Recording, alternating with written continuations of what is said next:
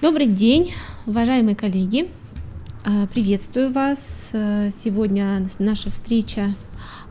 Позвольте сначала представиться. Кальницкая Татьяна Сергеевна, заведующий Центром развития общего образования, социализации и воспитания личности Коми Республиканского института развития образования. Именно наш центр является основным организующим структурным подразделением конкурсных мероприятий, в том числе и того конкурса, собственно, ради которого мы собрались. Итак, сегодня речь пойдет об условиях участия в конкурсе, республиканском конкурсе «Лучшая сельская школа». Этот конкурс мы проводим второй раз. В прошлом году он состоялся впервые, и уже по итогам предыдущего года можно сделать некоторые выводы, подвести некоторые итоги, и по сравнению с прошлым годом в положении были внесены небольшие корректировки, о которых сегодня тоже я скажу. Сегодня также мы должны будем с вами посмотреть детальнее, поговорить об условиях участия в конкурсе, а также более подробно остановиться на критериях, то есть собственно, каким образом оценивается работа и на что вам, уважаемые участники, уважаемые образовательные организации, нужно обратить более пристальное внимание. Сначала на экранах вы видите тот самый приказ об организации этого конкурса. Организатором, учредителем конкурса является Министерство образования, науки и молодежной политики. Оператором конкурса назначен Коми Республиканский институт развития образования. И, собственно, по положению давайте пройдемся и отметим значительные такие моменты, на которые стоит обратить внимание. Итак, конкурс проводится в целях поддержки общеобразовательных организаций, функционирующих в сельской местности, в целях формирования образовательной среды, обеспечивающей высокое качество образования. В первую очередь, конечно, это в сельских школах. Таковых у нас много, поэтому этот конкурс для вас, уважаемые сельские школы. Итак, первое, на что стоит обратить внимание, это кто может быть участником конкурса. Участник выдвижения общеобразовательной организации производится органом, обеспечивающим государственно-общественный характер управления общественной организацией. Итак, в каждой образовательной организации должны быть созданы различные органы государственно-общественного управления. Чаще всего это управляющий совет образовательной организации, в состав которого входят как представители администрации школы, так члены ученического совета, представители общественности, представители учредителей образовательной организации, представители родительской общественности. То есть это такой коллективный, коллегиальный орган управления школой, который должен функционировать на базе вашей образовательной организации. Именно им выдвигается школа на конкурс. Это должно быть отображено в заявке. Далее вы увидите, что требования заявки так устроено, что действительно там указывается протокол, дата и номер протокола, которым произошло выдвижение, решение принято о выдвижении школы для участия в этом конкурсе, и подпись, собственно, председателя этого управляющего совета. Далее, о чем мы должны сказать, об этом мы уже сказали, какие виды общеобразовательных организаций могут принять участие в конкурсе. В положении это перечисление присутствует в пункте 2.1.1, на что стоит обратить внимание. В этом году здесь нет поселков городского типа, то есть это школы деревень, сел, поселков сельского типа на территории муниципальных районов и городских округов Республики Коми. Поселки городского типа в настоящем году в конкурсе не участвуют. Далее, что нужно пояснить? Работает действительно оргкомитет конкурса создан, у него определены полномочия, вы их видите, и именно на оргкомитете утверждается итоги конкурса и принимается решение окончательное, да, о определении победителей. Порядок и сроки проведения конкурса. Итак, мы уже в настоящее время принимаем заявки, чуть позже покажу, где и как, и заявки принимаются до 16 мая 2019 года. Кроме того, предусмотрена техническая экспертиза. Техническая экспертиза направлена на то, чтобы отбраковать, скажем так, да, отсеять или выявить недостатки в конкурсных материалах, которые должны быть представлены организацией участникам. Далее мы более подробно рассмотрим, что из себя представляет перечень, да, конкурсных материалов. И прошу обратить внимание на то, что, да, на условия технической экспертизы она будет, и те условия, которые оговорены положением, должны соблюдаться. Далее, по итогам технической экспертизы будут допущены организации участники, и будет осуществляться уже экспертная оценка документов членами экспертной комиссии, которая утверждена приказом. Вы с ней также можете ознакомиться.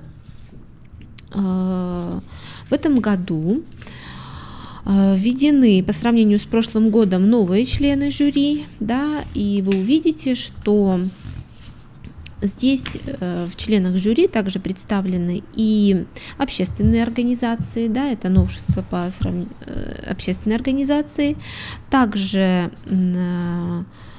представлено педагогическое сообщество, это победители прошлого года, да, и в том числе представители института, поэтому достаточно объективность должна быть соблюдена, да, объективность оценивания. Итак, следующее, что мы с вами обговорим, это итоги подводятся, вы видите, в июне, по 27 июня должен быть сформирован список, рейтинг организаций победителей. При этом награждение победителя, чествование победителя состоится, как вы, наверное, уже прочитали, на Дне сельской школы в 28 августа. Где это будет, в каком виде это будет, да, организации победителей 1, 2, 3 место будут заранее уведомлены, да, то есть в настоящее время мы с достоверностью сказать еще не можем, на какой базе это будет происходить, но совершенно точно это будет 28 августа, и далее письмами, приглашениями организации будут приглашены на награждение заранее, да. Что касается приема, регистрации и экспертной оценки конкурсных материалов, хочу обратить ваше внимание на сайт Института развития образования. В настоящее время работает достаточно успешно отдельный сайт профессиональных конкурсов. Мы можем выйти на него через главную страницу сайта Института развития образования. Справа мы видим вкладку «Профессиональные конкурсы». Далее мы заходим. И хочу сказать, что обратить внимание на то, что все профессиональные конкурсы в настоящее время поддерживаются, обеспечиваются именно этим сайтом. Итак, первый конкурс, который мы увидим, республиканский конкурс «Лучшая сельская школа». Мы заходим, и именно здесь происходит подача заявки. Здесь можно увидеть информацию о конкурсе, да, краткое описание, увидеть документы конкурса, положение, увидеть состав жюри, оргкомитета, а также подать заявку. Подаем заявку мы, скажем так, в двух видах. Первый – это заполнение электронной формы. Мы заполняем электронную форму, здесь указаны те графы, которые обязательны к заполнению, на что прошу обратить особое внимание. Пожалуйста, будьте внимательны, когда вы заполняете эти электронные формы. Здесь необходимо фамилия, имя, отчество заполнять полностью. Так? Адрес сайта, понятно, это ссылка, наименование образовательной организации в соответствии с уставом. То есть то, как в уставе, здесь вы должны назвать правильно свою образовательную организацию для того, чтобы избежать в дальнейшем ошибок в наградных документах, в сертификатах участника, в дипломах победителя, потому что именно отсюда, из этой графы, мы будем копировать, брать наименование вашей образовательной организации. Это обращение не только к участникам этого конкурса, это обращение ко всем участникам конкурсов всех республиканских, потому что форма в настоящее время унифицирована, одна, и прошу обратить внимание, что это очень и очень важно. Здесь же вы загружаете все необходимые материалы, которые предусмотрены положением. Итак, какие материалы необходимо будет загрузить? Это подписанная заявка. Загружается она в формате Word, да, либо PDF. Она должна быть в формате PDF, да, потому что это с подписью и печатью. Она должна быть заверена, это ваша заявка. Здесь, как я уже сказала, положением предусмотрено, что заявку формирует коллегиальный орган управления организацией образовательной. Далее, аналитическая справка. Это основное тело, скажем так, то есть конкурсный документ, который вы присылаете на экспертизу, на конкурс. Здесь может быть эта аналитическая справка как в формате Word, так в формате PDF. Также обратите внимание, это может быть заархивированный файл, если достаточно, если большой объем. Кроме того, здесь вы можете прикрепить приложение, да? Не можете, а должны прикрепить приложения, подтверждающие те самые описательные моменты, которые содержатся в аналитической справке. Причем мы понимаем, что это большое количество материалов, достаточно разных, да? Здесь могут быть и документы, и фотоматериалы, и видеоматериалы, и ссылки всевозможные, поэтому было бы, наверное, рациональнее загрузить предварительно все материалы в облако и вставить ссылку, да, для того, чтобы мы могли эту ссылку уже, собственно, скачать и ознакомиться со всем контентом приложений, которые вы нам представляете. Вот такова процедура подачи конкурсных материалов. Здесь же что стоит сказать? В положении предусмотрено, что по усмотрению участника конкурса, документы, подтверждающие содержание аналитической справки, могут быть представлены в форме перечня. То, что я уже сказала, да, и которая будет в виде ссылки на загруженные облачные материалы, в облако материалы. Далее, экспертное жюри осуществляет оценку конкурсных материалов в соответствии с критериями. До критериев мы сейчас дойдем. Предварительно хочу сказать, что победитель определяется как организация, набравшая наибольшее количество баллов, да, по тем критериям, которые заявлены. И итоговая оценка определяется как сумма средних баллов, полученных по каждому из критериев. Кроме того, обратите внимание, в пункте 4.11 есть очень важное условие. Вот я его сейчас вам покажу. На основании экспертных заключений формируется рейтинговый список, и победителями считаются первые 3 общеобразовательные организации в сформированном рейтинге, набравшие не менее 50% от максимально возможного количества баллов. То есть, что это означает? Это означает, что победитель может быть назван только в том случае, если количество баллов будет не менее чем 50% от возможного. Такое нужно для чего? Для того, чтобы все-таки обеспечить качественный, уровень, скажем так, победителя. Это не просто 3 верхние строчки в рейтинге, это некоторый ценз, ниже которого нельзя назваться победителем. Понятно, да? Далее, конечно, победители награждаются дипломами, и участники конкурса получают электронные сертификаты. По поводу награждений, как уже сказано, награждение победителей осуществляется на дне сельской школы, время и место будет объявлено позднее.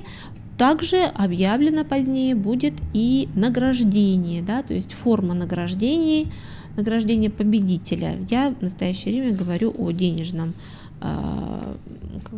вознаграждении, то, которое было в прошлом году. В этом году оно, возможно, также будет, но это дополнительные условия, которые будут дополнительным приказом министерства регламентированы. Далее формируется список и публикуется список участников на информационных ресурсах организации учредителя и оператора конкурса. Технические требования также оговорены, прошу на них, пожалуйста, обратить особое внимание. Кроме того, что касается технических требований, к ним же могу отнести по опыту, опять же, экспертирования многих конкурсных материалов. Очень важен, помимо указанных технических требований к оформлению материалов, внешний вид конкурсной работы. То есть на самом деле это очень важно. Количество, какой интервал, соблюден ли он, шрифт, выравнивание по ширине, то есть это общая стилистика и культура составления деловых документов. На самом деле здесь совершенству еще есть место, поэтому обращайте, пожалуйста, на это внимание. Кроме того, необходимо вычитать текст свой перед отправкой, дать, насколько это возможно, проверить еще раз текст документа для того, чтобы устранить всевозможные синтаксические, пунктуационные, орфографические ошибки. Такое в настоящее время встречается в массовом порядке и в конкурсных материалах, а этого не должно быть, потому что конкурсные работы победителей публикуются, тиражируются, публикуются на портале «Открытое образование Республики Коми» для распространения лучшего педагогического опыта. Поэтому, пожалуйста, конкурсные работы не будет лишним еще раз вычитать на всевозможную грамотность. На что еще мы обратим внимание? Состав оргкомитета и членов жюри, вы видите. Форма заявки представлена, о ней мы уже говорили. Итак, что мы можем сказать поподробнее о критериях оценивания? Это именно то содержание вашей аналитической справки, которую вы будете представлять. Именно по этим критериям вы будете раскрывать содержание своей деятельности. Конечно, это не обязательно весь список воспроизводить, но мы понимаем, чем меньше пунктов раскрыто, тем меньше баллов получено. Поэтому раскрываем максимальное количество критериев. С чего начнем? Итак, удовлетворенность обучающихся и их родителей, законных представителей качества образовательных услуг. Что здесь представляется? Здесь представляются результаты различных опросов, результаты анкетирования, результаты, причем опросы могут быть не только письменные, но и устные, результаты интернет-анкетирования, такое тоже встречается. Это существуют также стандартизированные опросники, которые нам позволяют выявить, да, этот показатель. Поэтому все, что школа делает или же предполагает, да, делать, такое тоже возможно. То есть в программе, предположим, должно быть, да, и мы планируем это делать. Можно описать и в будущем, да, то есть можно здесь также предусмотреть вариант такой, что вариант динамики, да, то есть раскрыть динамику некоторых показателей по сравнению там, с предыдущим годом, за последние 2 года, за последние 3 года. И такая аналитическая справка будет достаточно более выигрышной, да, чем простое как бы перечисление того методического инструментария, с помощью которого эта удовлетворенность обучающихся и их родителей выявляется. Дальше, следующий показатель – это организация деятельности школы как субъекта социальной и экономической жизни населенного пункта. Но мы все понимаем, что школа на селе – это тот самый социокультурный центр, в рамках которого, вокруг которого осуществляется разнообразная деятельность. Это не только образовательная организация, это и база для проведения всевозможных сельских мероприятий, это и возможность внеурочной, да, большой деятельности, разнообразной деятельности с привлечением родительского сообщества, это возможность общения различных общественных организаций, в том числе и Совета ветеранов, Совета женщин, да, женсоветы сельских поселений и так далее. И здесь как раз именно эту разнообразную, социокультурную, да, интегрирующую функцию школы, сельской школы, и нужно показать. Здесь могут быть представлены и договора, да, с различными общественными организациями, планы мероприятий. Здесь могут быть результаты уже проведенных мероприятий, отзывы партнеров, то есть, да, перечень партнеров, которые есть у сельской школы. Конечно, мы понимаем, что это ограниченный перечень. Да? Сельская школа тем и особенно, что у нее достаточно узкий круг, да, партнеров лиц, партнерских организаций, физических, юридических лиц, но насколько здесь, может быть, не количеством нужно брать, сколько качеством, насколько это плодотворная работа, насколько разнообразная, насколько интенсивная эта деятельность. Именно это здесь нужно показать. Далее, использование потенциала системы дополнительного образования села, района в обучении и воспитании школьников. Конечно, здесь, может быть, не столько об интеграции, да, здесь мы должны понимать общее образование, дополнительное образование и каким образом оно взаимодействует. То есть здесь мы, конечно, ни в коем образом не должны заменять внеурочную деятельность дополнительным образованием, да, это 2 разных понятия. Тем не менее, дополнительное образование развивает, обогащает, дополняет, да, школьное образование, и насколько эти системы образовательные взаимодействуют, тоже очень интересно посмотреть и показать. Планами совместных мероприятий, программами, может быть, даже где-то существует опыт реализации сетевых каких-то программ. Да? Следующий показатель – включенность органов ученического самоуправления в систему управления школой и вовлечение обучающихся в процессы разработки и реализации социальных проектов. Здесь менее всего может быть возникнуть вопросов. Что такое ученическое самоуправление, думаю, всем понятно. Единственное, что может быть не во всех сельских школах, особенно небольших школах, вопрос ученического самоуправления проработан досконально. Да?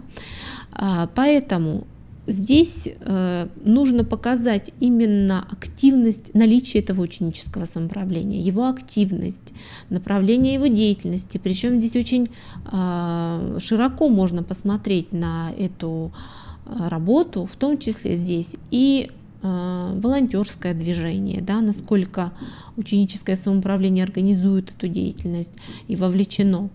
Это и благотворительные, да, всевозможные акции, мероприятия. Это и сама система, это и участие в управлении образовательной организацией, насколько это возможно. Поэтому здесь могут быть представлены и локальные акты, и планы работы, и отчеты работы, и также те документы, которые, ну не только документы, которые свидетельствуют об этой плодотворной работе. Далее, 5-й критерий – безопасность образовательной среды.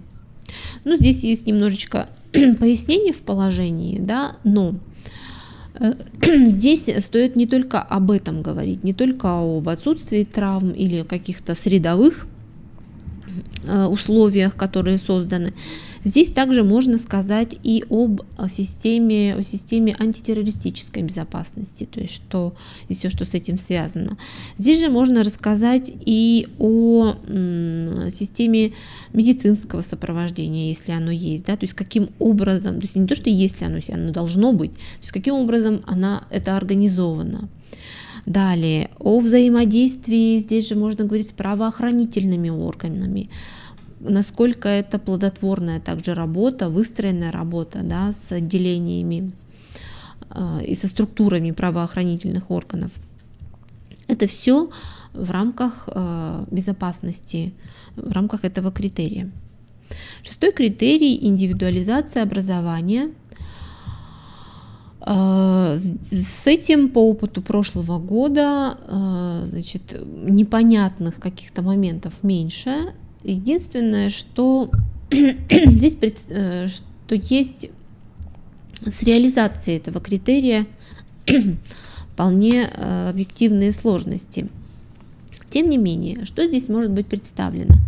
Это опыт реализации индивидуальных учебных планов. Мы знаем, да, что таковые есть в каждой школе, как они организуются, каков опыт, какие плюсы, какие минусы, какие педагогические находки, возможно, здесь и организационные находки могут быть здесь представлены, какие локальные акты, да, свидетельствует о том, что этот индивидуальный подход реализуется. Далее, индивидуальные учебные планы можно представлять, индивидуальные образовательные маршруты, адаптированные образовательные программы. Здесь с этим понятно. Не совсем понятно с разработкой этих программ, но что такие программы должны и могут быть, это понятно. Далее, 7-й критерий – результативность участия обучающихся в конференциях, творческих и иных конкурсах. В настоящее время большое количество конкурсных мероприятий предлагается различными организациями, в том числе и в дистанционной форме, в том числе и в очной форме, и Институт развития образования также организует всевозможные конкурсные мероприятия для обучающихся. Поэтому здесь важно показать, какова эта активность, насколько она плодотворна.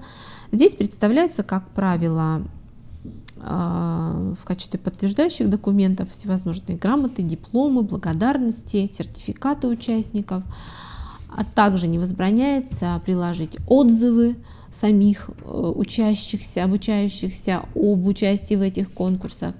Здесь же может быть также представлен рейтинг педагогов, которые готовят своих воспитанников, школьников для участия в этих всевозможных мероприятиях.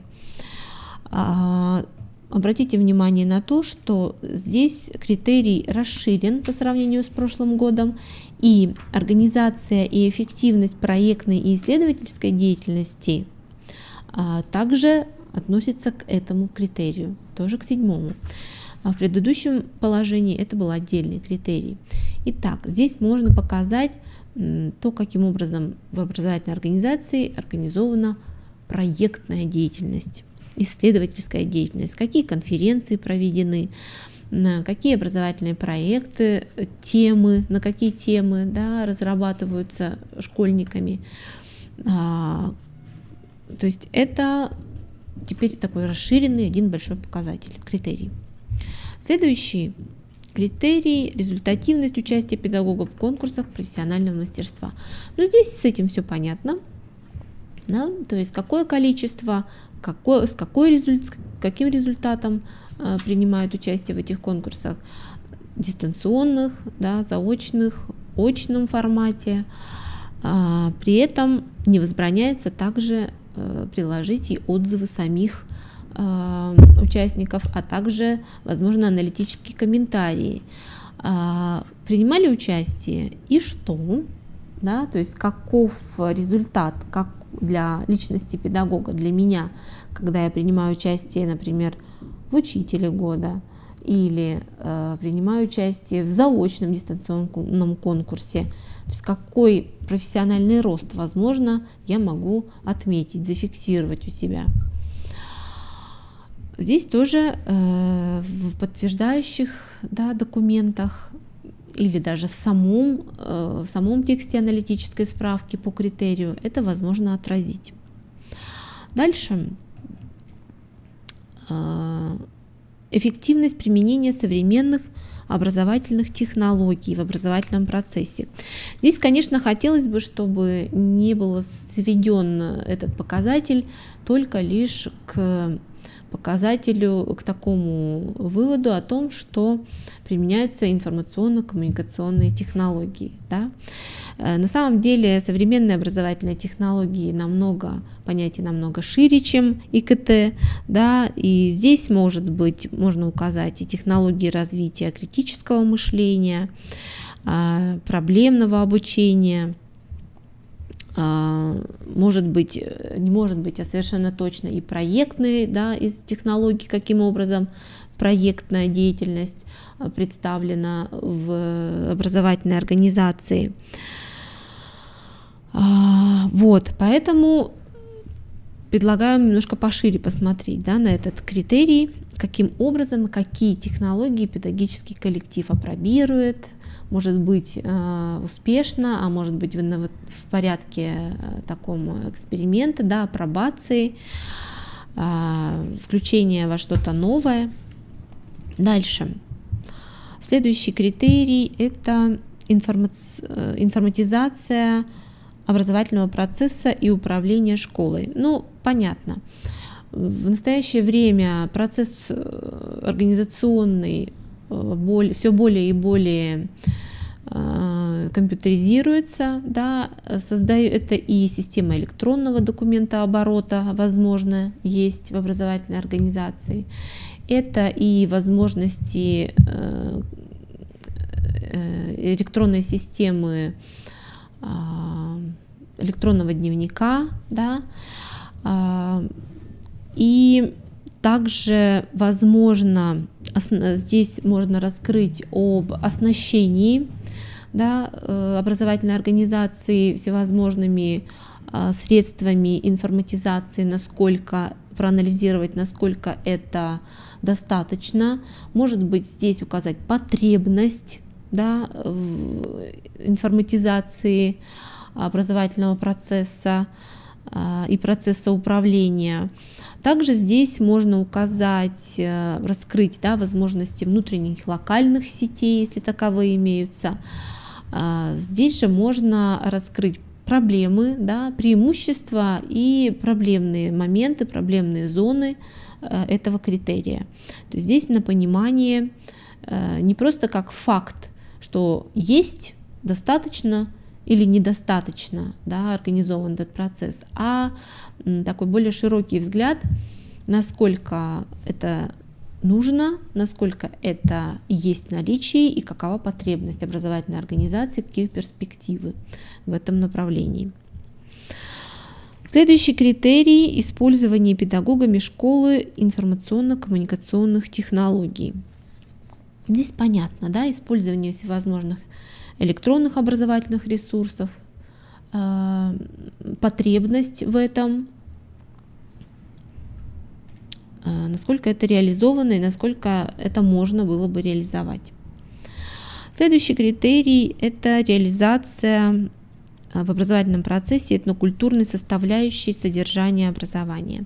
Этот критерий новый, в прошлом году его не было, и, конечно, он совершенно необходим, на наш взгляд, именно потому, что сельские школы являются теми самыми проводниками, да, в первую очередь проводниками этнокультурной составляющей содержания образования. Именно сельская школа передает, аккумулирует и передает все то многообразие нашей национальной культуры, и каким образом выстроен этот процесс, какие мероприятия, какие ценности, да, какие взаимоотношения в рамках этого этнокультурного образования выстроены и вложены, и вшиты, да, в образовательную деятельность школы, это было бы, конечно, совершенно необходимо показать, вот на что нацелен этот критерий. Я думаю, что школам здесь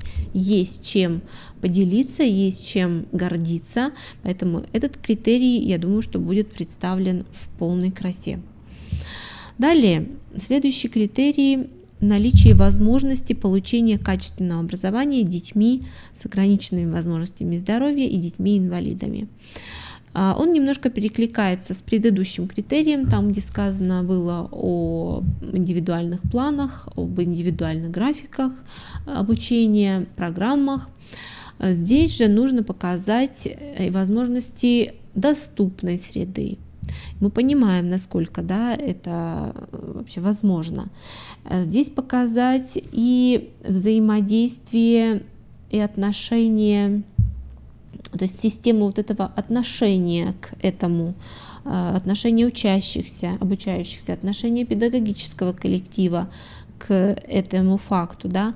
Вообще сам факт, есть ли у вас такие, да, такое направление деятельности, такие дети, и каким образом выстроена система не только обучения, но и воспитания с этими детьми. Далее, здесь, конечно, могут быть представлены и программы, и индивидуальные маршруты, и в том числе локальные акты, которые регламентируют эту деятельность. Следующий критерий – формирование осознанного отношения обучающихся к здоровому образу жизни и так далее. Как правило, это большое направление программы воспитательной направленности школы. С этим проблем не возникает. То есть здоровый образ жизни, все мероприятия внеурочной деятельности, все мероприятия воспитательной направленности должны быть здесь представлены. Создание условий для здоровья сберегающей среды, а это уже показатель более такой для управленцев, где нужно описать будет вот эту вот систему условий для здоровья сбережения. Есть ли физкульт-минутки, да, в содержательной деятельности? Есть ли какова система режима отдыха и работы, да, насколько выстроена? Каким образом соблюдаются санитарно-эпидемиологические правила, какие локальные акты регламентируют эту деятельность, какая среда способствует этому критерию, да, то есть насколько у вас помещения соответствуют, да, режим выстроен, график. То есть нужно показать, что здоровье сберегающая образовательная среда максимально, насколько это возможно, исходя из ваших ресурсов, представлена, выражена. Это, конечно, более такой организационный критерий. Дальше. Реализация комплекса мероприятий по формированию осознанного экологического поведения обучающихся. Также критерий новый. по сравнению с прошлым положением. И здесь воспитание экологически осознанного поведения — это также одно из направлений программы воспитания школы должно быть. Поэтому все эти мероприятия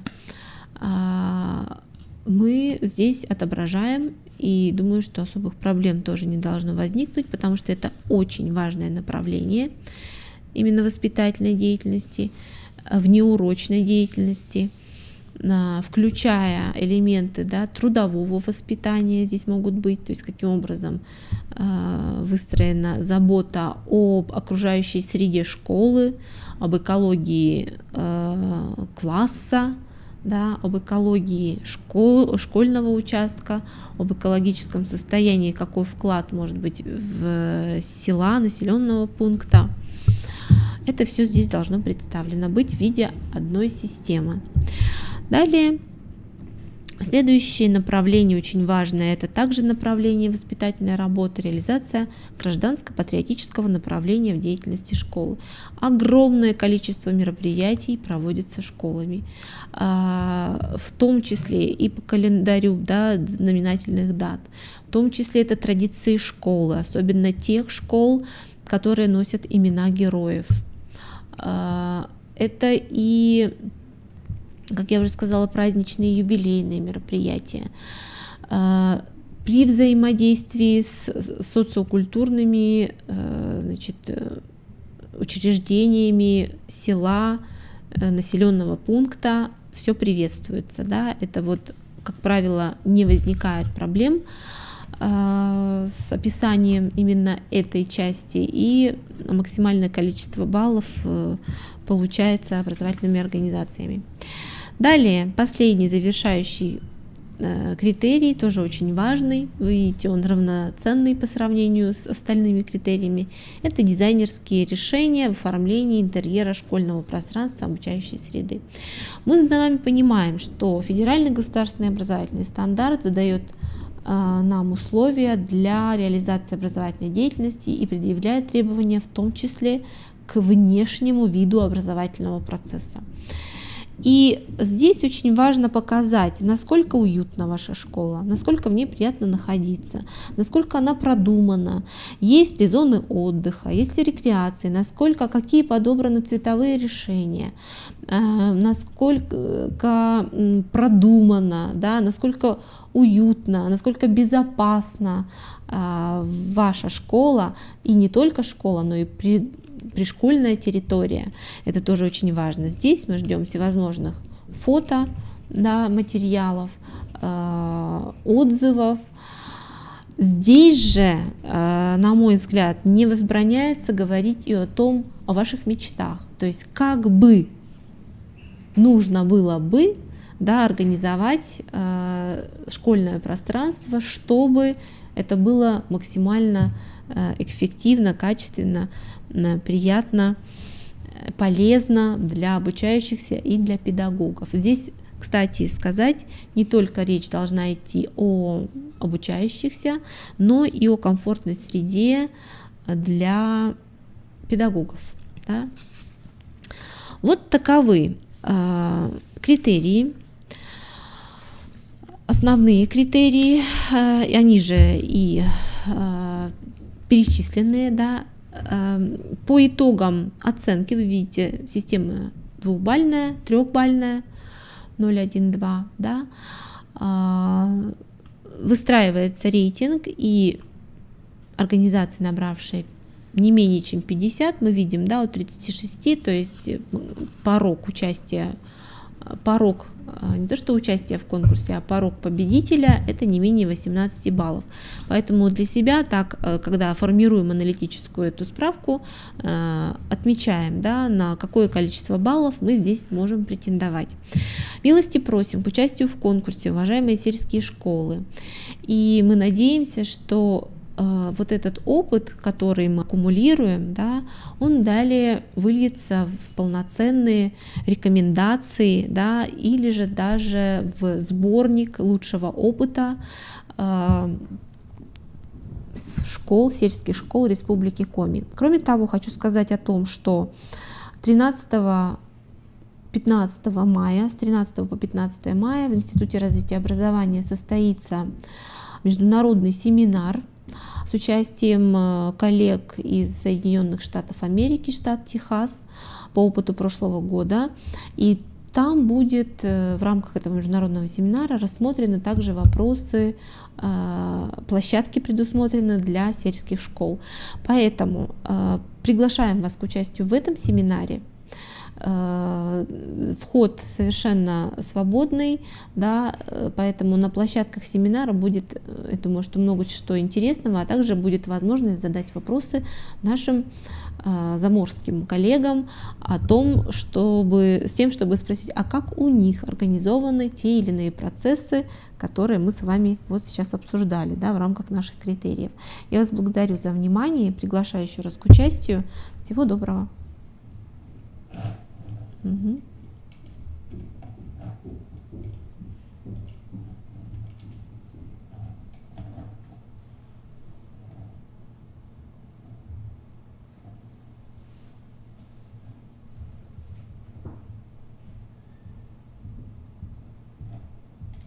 Угу.